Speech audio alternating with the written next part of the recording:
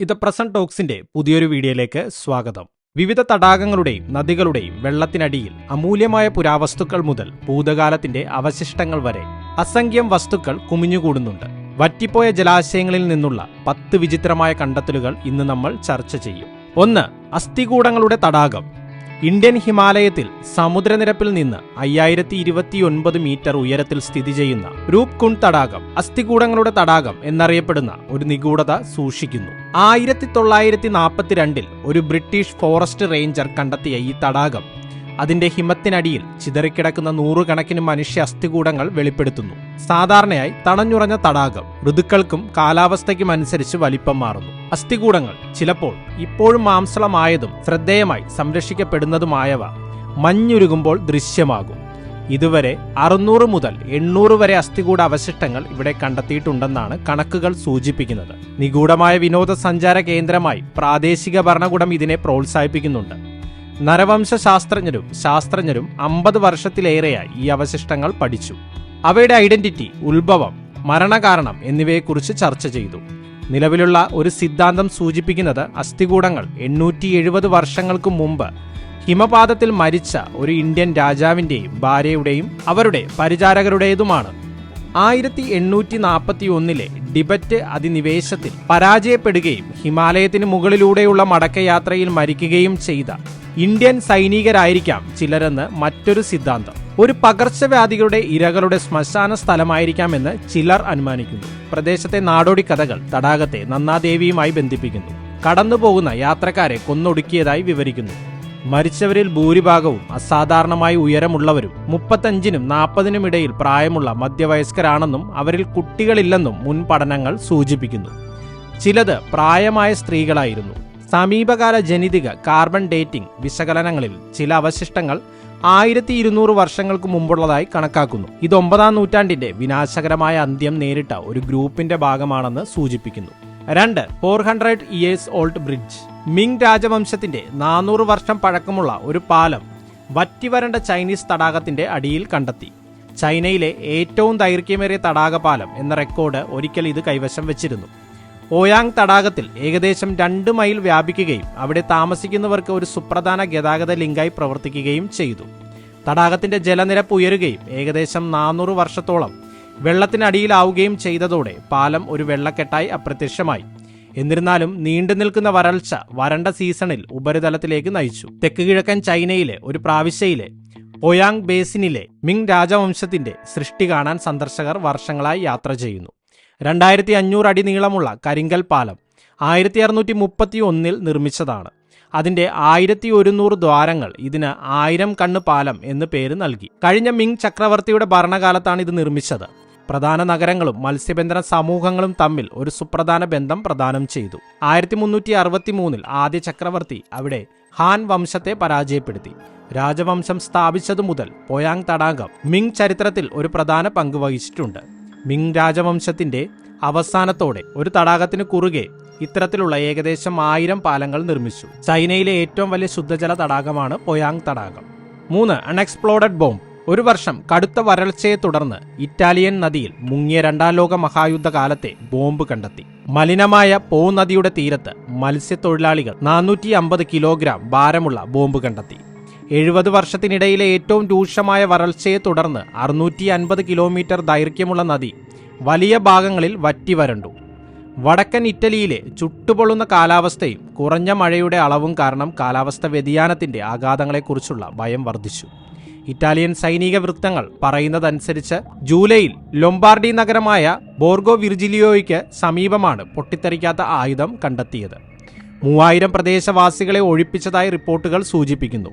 അതിനാൽ ബോംബ് നിർവീര്യമാക്കുന്ന വിദഗ്ധർക്ക് സുരക്ഷിതമായി നിയന്ത്രിത സ്ഫോടനം നടത്താൻ കഴിയും. നദി ഗതാഗതത്തോടൊപ്പം പ്രദേശത്തിന്റെ വ്യോമാതിർത്തിയും കുറച്ചുനേരം അടച്ചു. തെക്കു പടിഞ്ഞാറൻ ആൽപ്സ് മുതൽ അഡ്രിയാറ്റിക് കടലിലേക്ക് ഒഴുകുന്ന ഇറ്റലിയിലെ ഏറ്റവും നീളമേറിയ നദിയാണ് പോ. 4. നന്ദി സ്റ്റാച്യൂസ്. ഏകദേശം 20 കിലോമീറ്റർ അകലെയുള്ള ഇന്ത്യയിലെ ഒരു ഗ്രാമത്തിൽ ഉണങ്ങിയ തടാകത്തിന്റെ അടിയിൽ നിന്ന് മോണോലിത്തിക്സ് സോപ്പ് സ്റ്റോൺ കൊണ്ട് നിർമ്മിച്ച 2 പുരാതന നദി പ്രതിമകൾ കണ്ടെത്തി. തടാകത്തിലെ ജലനിരപ്പ് ഭാഗികമായി കുറയുമ്പോഴെല്ലാം തല പുറത്തേക്ക് തള്ളി നിൽക്കുന്ന നന്ദികൾ നാട്ടുകാർക്ക്, പ്രത്യേകിച്ച് ഗ്രാമത്തിലെ പ്രായമായവർക്ക് സുപരിചിതയായിരുന്നു. 2019 വേനൽക്കാലത്ത് ജലാശയം പൂർണ്ണമായും വറ്റി. ജിജ്ഞാസുക്കളായ നാട്ടുകാർക്ക് കൂടുതൽ അന്വേഷിക്കാൻ അവസരം നൽകി. 3-4 ദിവസത്തെ ഖനന പദ്ധതിക്ക് ശേഷം അവർ പരസ്പരം അഭിമുഖീകരിക്കുന്ന 2 കൂറ്റൻ നന്ദി പ്രതിമകളെ കണ്ടെത്തി. പുരാവസ്തു ഗവേഷക സംഘം പറയുന്നതനുസരിച്ച് പ്രതിമകൾ 16-ാം നൂറ്റാണ്ടിലോ 17-ാം നൂറ്റാണ്ടിലോ ഉള്ളതാണെന്ന് തോന്നുന്നു. അക്കാലത്ത് സൃഷ്ടിക്കപ്പെട്ട മിക്ക ശില്പങ്ങളോടും സാമ്യമുണ്ട്. അവ മിനുസമാർന്ന സോപ്പ് സ്റ്റോണിൽ കൊത്തിയെടുത്തതാണ്. ഒരു പ്രതിമ ഏകദേശം 60% പൂർത്തിയായതും മറ്റൊന്ന് 85% പൂർത്തിയായതുമാണ്. കണക്കുകളുടെ വലിപ്പങ്ങൾ വ്യത്യസ്തമാണ്. ചെറുത് കൂടുതൽ ഒതുക്കമുള്ളതാണ്, അതേസമയം വലുത് 15 അടി നീളവും 12 അടി ഉയരവുമാണ്. തടാകത്തിനടിയിൽ മുൻകാലങ്ങളിൽ ഒരു ക്ഷേത്രം ഉണ്ടായിരിക്കാമെന്ന് പ്രദേശവാസികൾ അനുമാനിക്കുന്നു. എന്നാൽ മറ്റൊരിടത്തേക്ക് കൊണ്ടുപോകുന്നതിനായി പ്രതിമകൾ പ്രാദേശിക പാറയിൽ നിന്ന് കൊത്തിയെടുത്തതാകാനാണ് കൂടുതൽ സാധ്യതയെന്ന് പുരാവസ്തു ഗവേഷകർ വിശ്വസിക്കുന്നു. 1500 വർഷം പഴക്കമുള്ള വാൾ.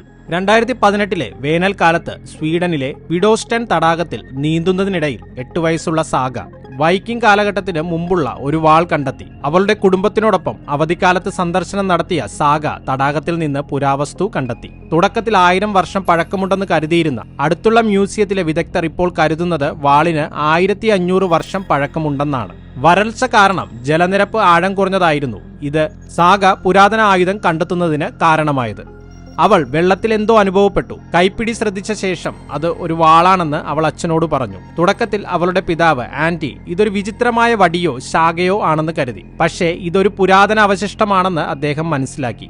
വാളിപ്പോൾ ഒരു പ്രാദേശിക മ്യൂസിയത്തിൽ സൂക്ഷിച്ചിരിക്കുന്നു. അത് അതിന്റെ അസാധാരണമായ സംരക്ഷണത്തെ പ്രശംസിച്ചു. സാഗയുടെ കണ്ടുപിടുത്തത്താൽ പ്രേരിപ്പിച്ച സൈറ്റിലെ കൂടുതൽ ഖനനങ്ങൾ 3-ാം നൂറ്റാണ്ടിലെ ഒരു ബ്രൂച്ച് കണ്ടെത്തുന്നതിലേക്ക് നയിച്ചു.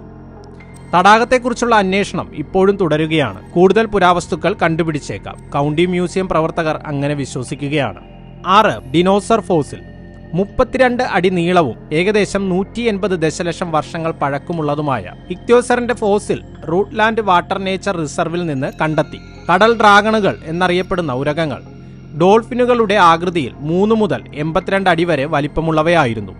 സമീപത്തെ അവശിഷ്ടങ്ങൾ സംരക്ഷിക്കാനും പ്രദർശിപ്പിക്കാനും തങ്ങൾ നിലവിൽ ധനസഹായം തേടുകയാണെന്ന് പ്രദേശത്തിന്റെ ഉടമ ആംഗ്ലിയൻ വാട്ടർ പ്രഖ്യാപിച്ചു. UK-യിൽ കണ്ടെത്തിയ ഇത്തരത്തിലുള്ള ഏറ്റവും വലിയ ഫോസിൽ മാത്രമല്ല, അവിടെ കണ്ടെത്തിയ ഇക്ത്യാസോർ സ്പീഷീസിന്റെ ആദ്യ മാതൃകയാണിതെന്നും കരുതപ്പെടുന്നു. 6 അടി ഉയരമുള്ള തലയോട്ടിയായിരുന്നു. കൂടാതെ 2021 ഫെബ്രുവരിയിൽ വീണ്ടും ലാൻഡ്സ്കേപ്പിംഗിനായി സംരക്ഷണത്തിനും പഠനത്തിനുമായി ഉയർത്തിയപ്പോൾ 1 ടൺ ഭാരമുണ്ടായിരുന്നു. ജോ ഡേവിസ് ലെസ്റ്ററിലെ കൺസർവേഷൻ ടീം ലീഡറും റെഡ്ലാൻഡ് വൈൽഡ് ലൈഫ് ട്രസ്റ്റാണ് ഈ കണ്ടെത്തൽ നടത്തിയത്. മിസ്റ്റർ ഡേവിസ് പറയുന്നതനുസരിച്ച് ഈ കണ്ടെത്തൽ കൗതുകകരവും യഥാർത്ഥ കരിയർ ഹൈലൈറ്റും ആയിരുന്നു. 7 4.5 ബില്യൺ ഇയേഴ്സ് ഓൾഡ് ഉൽക്കാശിലകൾ. 2015 നവംബർ 27 ഓസ്ട്രേലിയൻ ഔട്ട്ബാക്കിന് മുകളിലൂടെ ഒരു പച്ച ഫയർബോൾ പാഞ്ഞു. ഉൽക്കാശിലകൾ പരിശോധിക്കുന്ന ഗവേഷകർ ജ്യോതിശാസ്ത്ര പ്രദർശനത്തിന് ഉത്തരവാദിയായ ബഹിരാകാശ പാറയെ തിരഞ്ഞു. മരുഭൂമിയിലെ തടാകത്തിനടുത്തുള്ള ഉപ്പിട്ട ചെളിയിൽ നിന്ന് ഒരു ഉൽക്കാശില വീണ്ടെടുത്തതിന് ശേഷം ഒരാഴ്ചയ്ക്ക് ശേഷം മാത്രമാണ് അവർ വിജയം പ്രഖ്യാപിച്ചത്. ഗവേഷകർ പറയുന്നതനുസരിച്ച് 1.6 കിലോഗ്രാം ഭാരമുള്ള പാറ സൗരയൂഥത്തിന്റെ രൂപീകരണ സമയത്ത് 4.5 ബില്യൺ വർഷങ്ങൾക്ക് മുമ്പ് രൂപപ്പെട്ടിരിക്കാം. പുതിയ ഡെസേർട്ട് ഫയർബോൾ നെറ്റ്വർക്കിന്റെ ഭാഗമായി ഓസ്ട്രേലിയൻ ഔട്ട്ബാക്കിൽ ഉടനീളം ടീം സ്ഥാപിച്ച 32 റിമോട്ട് സ്കൈ ഗേസിംഗ് ക്യാമറകളിൽ 5 എണ്ണം ഇവന്റ് കാണാനിടയായി.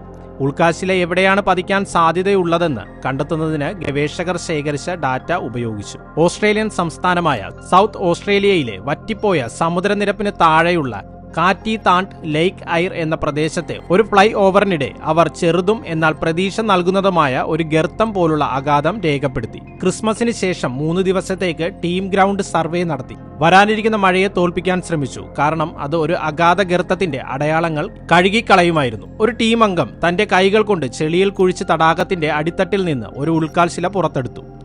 ഡെസേർട്ട് ഫയർബോൾ നെറ്റ്വർക്ക് ഉപയോഗിച്ചുള്ള ടീമിന്റെ ആദ്യ കണ്ടെത്തലായിരുന്നു അത്. 8 സ്റ്റോൺ ആനിമൽസ്. ടാൻസാനിയയിലെ നാട്രോൺ തടാകം ഇതുവരെ എടുത്തതിൽ വെച്ച് ഏറ്റവും സെൻസേഷണൽ ഫോട്ടോഗ്രാഫുകളുടെ സ്ഥലമാണ്. അത് തൽക്ഷണം കല്ലായി മാറിയ ജീവജാലങ്ങളെ ചിത്രീകരിക്കുന്നു. നാട്രോൺ തടാകത്തിലെ ആൽക്കലൈൻ ജലത്തിന് 10.5 വരെ pH ഉണ്ട്. അത് വളരെ നാശകരമാണ്. അതിനോട് പൊരുത്തപ്പെടാത്ത മൃഗങ്ങൾക്ക് ചർമ്മത്തിലും കണ്ണുകളിലും പൊള്ളലേറ്റേക്കാം. ചുറ്റുമുള്ള കുന്നുകളിൽ നിന്ന് തടാകത്തിലേക്ക് ഒഴുകുന്ന സോഡിയം കാർബണേറ്റും മറ്റ് ധാതുക്കളും വെള്ളത്തിന് ക്ഷാരാംശം നൽകുന്നു.